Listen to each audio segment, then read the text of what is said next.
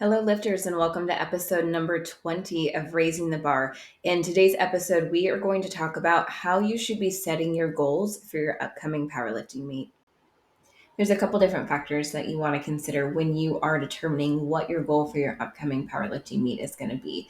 And one of the biggest factors is going to be, where are you in your powerlifting career? Are you brand new to powerlifting? Is this your very first meet? Have you done a couple? You have a few under your belt. You kind of know what's going on, and you're more in the intermediate range, or are you competing at the national and pro level? And those goals are going to look very different depending on where you are within your career. So let's start by talking about my new lifters.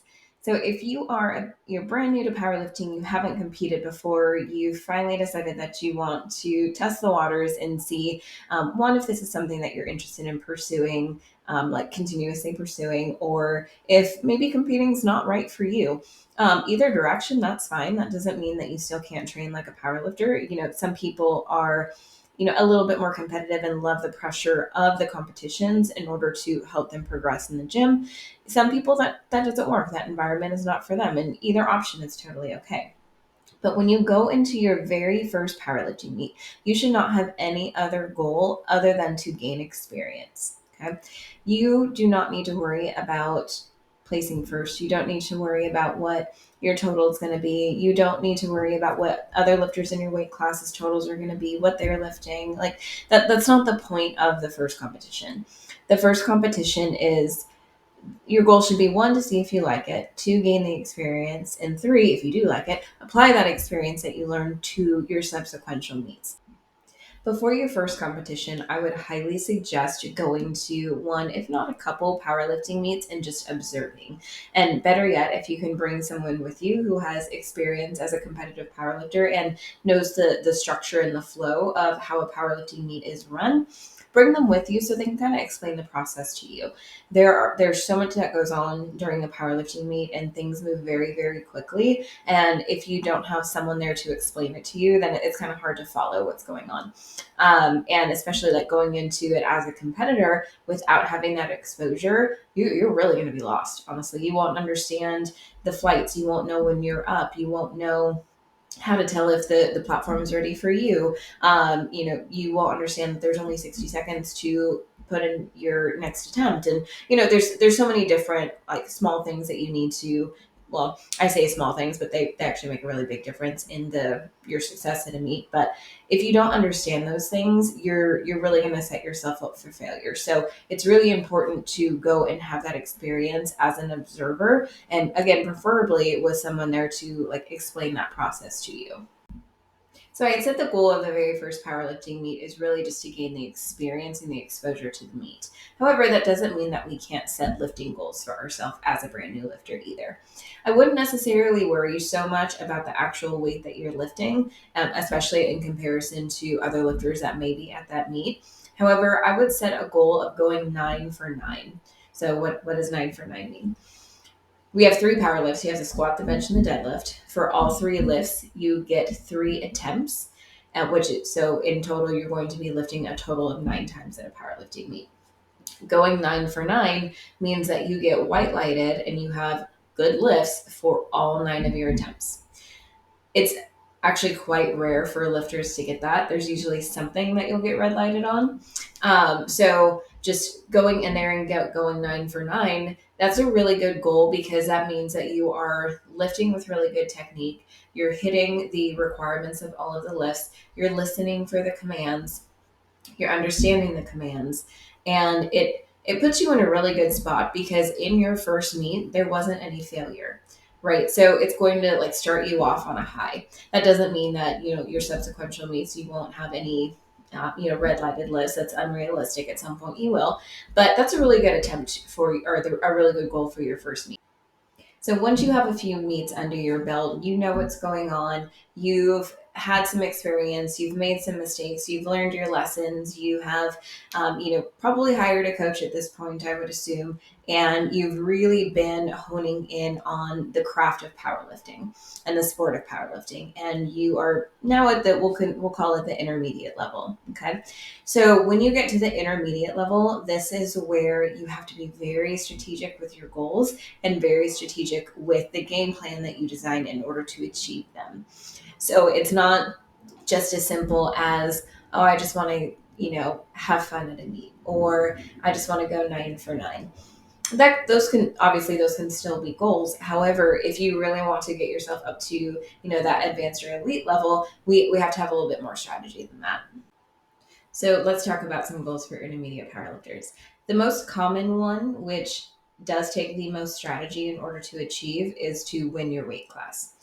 And it seems like that would be pretty straightforward, like just lift more weight than everybody else. And in theory, yes, but also no. So you don't necessarily have to lift more in terms of pounds or kilos than your competitors do. However, when they plug in the coefficient to calculate body weight to total weight lifted, that score needs to be higher than everyone else within the weight class. So you're not necessarily looking at how much they're actually lifting, but you need to be keeping an eye on what their actual score is. Okay. So you don't know what everyone is going to be lifting until you get there, right? So that doesn't mean that you can't do your due diligence and do some homework and a little bit of digging to kind of get an idea of what your competitors are going to be lifting, right? So in this lovely age of social media, there's hardly anything that's private anymore. And so like the easiest way to do this is really to find the people that you're going to be lifting with, because the roster gets posted. So you're going to know this in advance. Find the people that are in your weight class, look them up on social media. I'm sure they're posting their lists if they're competitive powerlifters. They're probably posting like recaps from their last meet, which list all of their totals. So you can get an idea of what your competitors are lifting just through social media. You can also check like lifting records if you know that they've competed before, to see what their totals were at their last meet. So there is a way to kind of plan for the unknown. However, just because they lifted that at their last meet, they're probably going to want to like improve on that, right? And probably going to be lifting more, but at least it kind of gives you a jumping off point. Now that you have an idea of what your competition is going to be lifting, now we need to plan for our attempts. I would suggest keeping your opening attempts on the conservative side, especially if you know that you're really going to have to push that third attempt in order to achieve your goal of winning your weight class, especially depending on what your competition is going to be lifting. So I would keep that first attempt pretty conservative. And then once you go through those first attempts and you can see where everyone else is falling as far as their second, you can kind of guess and gauge where that third attempt is going to be for the competition. Now, I would suggest planning out all three of your attempts in advance. However, just know that based on what your competition is lifting, 9 times out of 10, those attempts are probably going to change. But you have to be paying attention to what your competition is not lifting now, but also what they are lifting for their next attempt, and then what their projected total is going to be. So the scoreboard calculates based on like the trend that they've seen with that particular lifter, will calculate what the projected total is going to be. So you want to keep an eye on that and see where you're falling compared to their projected total. Another really good strategy, that way you can keep an eye on your competition, is like if you're neck and neck with one particular lifter and you know that he's going to be, or she is going to be, your only true competition within that weight class, you always want to be at least 2.5 kilos above them. That way you go after them in the flight. And here's why it's important. If you are going after them in the flight, you can already see what they have put down for their next attempt. If they are going after you in the flight, you have to give your attempt before they even lift, because you only have 60 seconds after you complete your lift in order to give the scorekeepers your next attempt. So if you are 2.5 kilos above your true competition at all times, you're going to be able to better strategize and better plan for what you're going to need to do on your third attempts.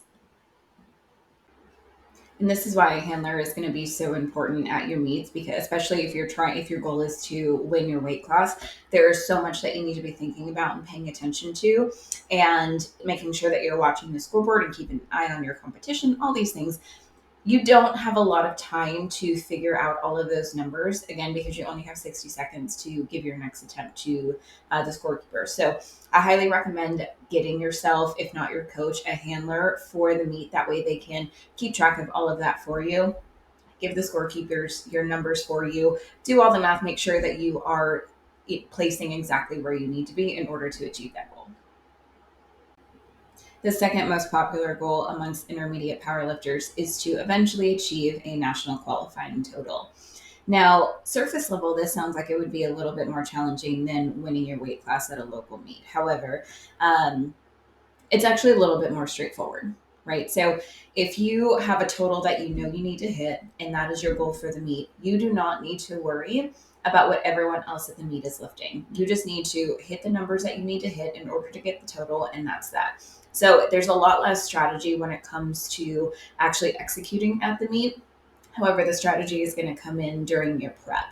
And it's really important to take a look at not just the national qualifying totals for the weight class that you're in, but also depending on where you're sitting in the weight class, look at the one above or the one below, whatever you're closest to. Because sometimes just because it's a weight class higher does not mean that the national qualifying total is higher. Sometimes it's lower.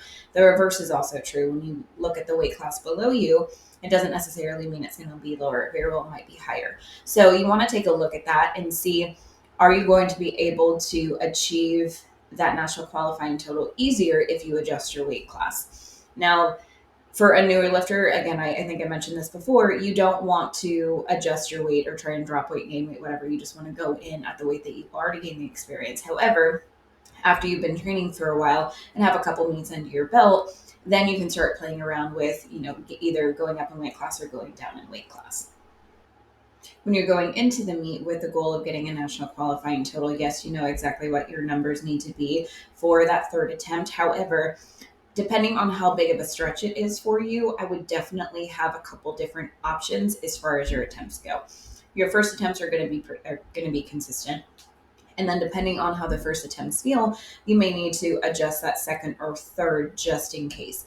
Now, if the national qualifying total is something that you can easily hit and your actual total is more than that, or whatever the case may be, you can get those numbers on your second attempts. Just go ahead and do it. Like, there's no need to waste the extra energy, especially like as you're progressing through your lifts. If you can get the number that you know you need to hit for your squat on your second attempt, just do that and then scratch your third. Your goal is not to go 9 for 9. You'll still get your actual attempt because you got a completed lift. So you're not really risking anything. You're actually saving energy for your bench and your deadlift. Same thing for your bench. If you know you could hit it on the second attempt, just do the second attempt. And then come the deadlift, if you're hitting on the deadlift, but you want to, try and PR on the final, then go ahead and do that. But again, you don't always have to go 9 for 9 if that's not if it doesn't have to be part of your game plan. So if you're just going for a total and you can achieve all that through your second attempts, you go ahead and do it. There's absolutely nothing wrong with that. And there's nothing in the rule book saying that you can't do that. So now that we are past the beginner stage, we've gotten the experience, we've learned the lessons. We then have carried those lessons over into our intermediate stage. We've won a couple meets, we've won our weight class, we may have gotten best lifter, we've achieved the national qualifying total. Now it's time to level up again. And now we are going to nationals and competing with the elite level lifters. I want you to keep in mind that your first national meet is going to put you back in the beginner category. Okay. So if you think about a national qualifying total, you've achieved that. That is the minimum number to get you there, the absolute minimum. So putting that into perspective, that means you are going to be lifting against people who are lifting significantly more than that. Okay, you are now going to be a beginner again. National meets are completely different from the state meets and the local meets that you're used to competing in.